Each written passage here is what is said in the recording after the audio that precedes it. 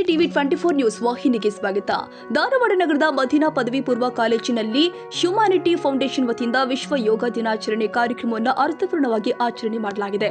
ಕಾರ್ಯಕ್ರಮವನ್ನು ಉದ್ಘಾಟಿಸಿ ಮಾತನಾಡಿದ ಹ್ಯುಮ್ಯಾನಿಟಿ ಫೌಂಡೇಶನ್ ಅಧ್ಯಕ್ಷೆ ಸ್ವಾತಿ ಮಾಳಿಗೆ, ಉತ್ತಮ ಆರೋಗ್ಯಕ್ಕಾಗಿ ನಮ್ಮ ಆಹಾರ ವಿಹಾರ ಮತ್ತು ಪರಿಸರ ಶುದ್ಧ ಮತ್ತು ಆರೋಗ್ಯಕರವಾಗಿರಬೇಕು ಎಂದಿದ್ದಾರೆ.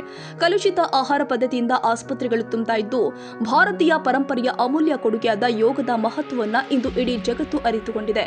ಯೋಗವನ್ನ ನಿತ್ಯ ಜೀವನದ ಭಾಗವಾಗಿಸಿಕೊಳ್ಳುವ ಮೂಲಕ ಆರೋಗ್ಯಕ್ಕೆ ಆದ್ಯತೆ ಕೊಡಬೇಕು ಎಂದಿದ್ದಾರೆ.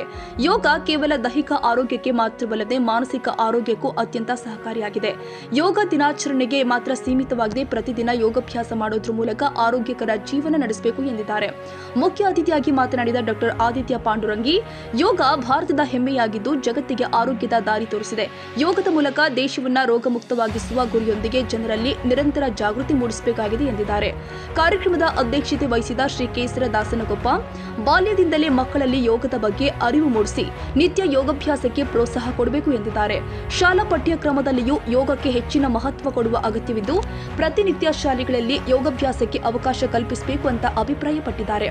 ಇನ್ನು ಕಾರ್ಯಕ್ರಮದಲ್ಲಿ ಡಾಕ್ಟರ್ ಗೌರಿ ತಾವರಗೇರಿ, ಡಾಕ್ಟರ್ ಶ್ರುತಿ, ಡಾಕ್ಟರ್ ವಿಶ್ವನಾಥ್ ಕಾಮತ್, ಯೋಗ ಗುರು ಸಂತೋಷ್ ಪೂಜಾರಿ, ಸಲೀಂ ಬರ್ಚಿವಾಲೆ, ಮೆಹಬೂಬ್ ರಾಮದುರ್ಗ, ಅನುಪಮ ಬೆಳಕಿ, ಹುಡಾ ಸದಸ್ಯ ಮಂಜುನಾಥ್ ಭೋವಿ ಸೇರಿ ಹಲವರು ಉಪಸ್ಥಿತರಿದ್ದರು.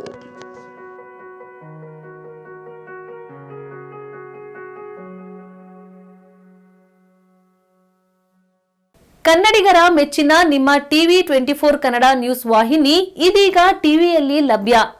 ಕರ್ನಾಟಕ ಮತ್ತು ದೇಶ ವಿದೇಶದ 360 ಡಿಗ್ರಿ ಸುದ್ದಿ ಹಾಗೂ ಉತ್ತರ ಕರ್ನಾಟಕ, ಬೆಳಗಾವಿ, ಬಾಗಲಕೋಟೆ, ಧಾರವಾಡ, ಹಾವೇರಿ, ಗದಗ, ಬಿಜಾಪುರ ಜಿಲ್ಲೆಯ ಕ್ಷಣ ಕ್ಷಣದ ವಿವರವನ್ನ ಪಡೆಯುವುದಕ್ಕೆ ಟಿವಿ 24 ಕನ್ನಡ ನ್ಯೂಸ್ ವಾಹಿನಿಯನ್ನ ಲೈಕ್ ಮಾಡಿ, ವಿಡಿಯೋಗಳನ್ನ ಶೇರ್ ಮಾಡಿ, ಕಮೆಂಟ್ ಮಾಡುವ ಮೂಲಕ ನಮ್ಮ ವಾಹಿನಿಗೆ ಸಹಕಾರ ನೀಡಿ ಮತ್ತು ಚಾನೆಲ್ ಅನ್ನ ಸಬ್ಸ್ಕ್ರೈಬ್ ಮಾಡಿ. Thank you.